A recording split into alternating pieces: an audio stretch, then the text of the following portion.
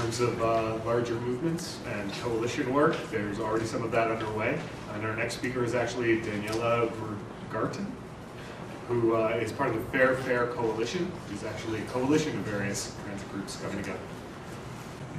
Hello, my name is Tina Shapiro, and this is Daniela Mergarten. We're here from the Fair Coalition. And first, Daniela is going to give you her perspective on social justice and public transit in Toronto. Please welcome Daniela. Good afternoon. I want to thank all the speakers. It's just really awesome, the students and what you've said, and of course our own Herman here. I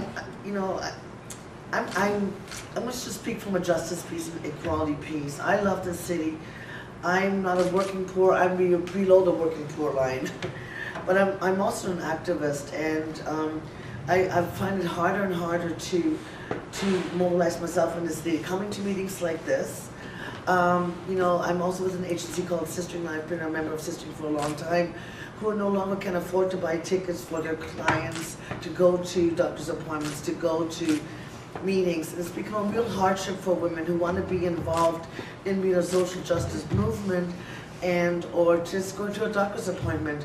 I ride my bike a lot, but there are times in the summer I know that Herman's committee wants to have, on the cold days and heat alert days, wants to have free fares, and I know that I struggle with breathing on really hot days where I cannot ride because I can't breathe. And I know that we lost over 200 people last year in the heat alert, which were mostly seniors, and that really concerns me.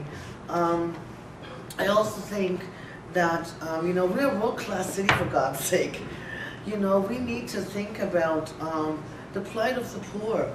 Like you said, TTC should be a right for everybody. I'm German, and I got to go to Geneva to speak at the United Nations in 2008.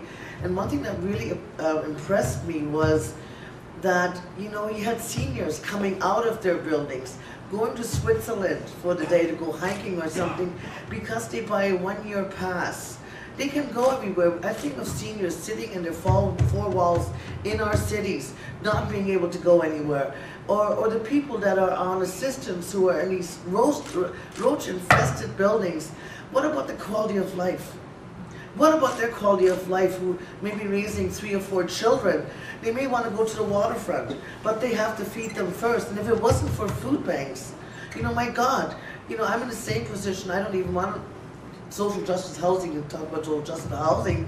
I don't want to live, I'm afraid of living in places like that, partly because of the stigma. They're either roach infested, or they're full of drug users, and then paying market rent is high. So you're talking about someone who's on social assistance, ODSP, who is paying 85–90% of their income is rent. So, again, the quality of life. I'd like to see people come out of their buildings who are living in these disgusting, rundown city buildings, being able to go to the waterfront, enjoy it like everybody else, not have to worry about the TTC it's going to cost them, for them and the kids. I guess, yeah, and that's about it. Thank you so much. And Tina's going to talk about what the Fair Coalition has done. Thank you, Daniela. The Fair Coalition was formed in response to a TTC fare hike in January 2010, when the cost to ride the Toronto public transit system jumped by 25 cents for cash and tokens, and by $15 for a regular Metro pass. This increase made an already expensive public transit system unaffordable for many residents of Toronto, especially those living on fixed or low income. This fare increase spurred community members and community organizations to come together to strategize about how we can make public transit accessible now and in the long term for all community members, especially people who do not have other travel options.